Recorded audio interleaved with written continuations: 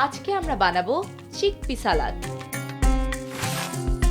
সেজন্য আমাদের লাগবে সেদ্ধ ছোলা আধা কাপ, ছোট করে কাটা শসা, গাজর, টমেটো, সবুজ ক্যাপসিকাম আধা কাপ, পেঁয়াজ একটি, কাঁচামরিচ কুচি 1 চামচ, টমেটো সস আধা কাপ, চিলি সস আধা কাপ, সয়া সস আধা কাপ, লেবুর রস 1 চামচ, গোলমরিচ গুঁড়ো আধা চামচ, মধু 1 চামচ।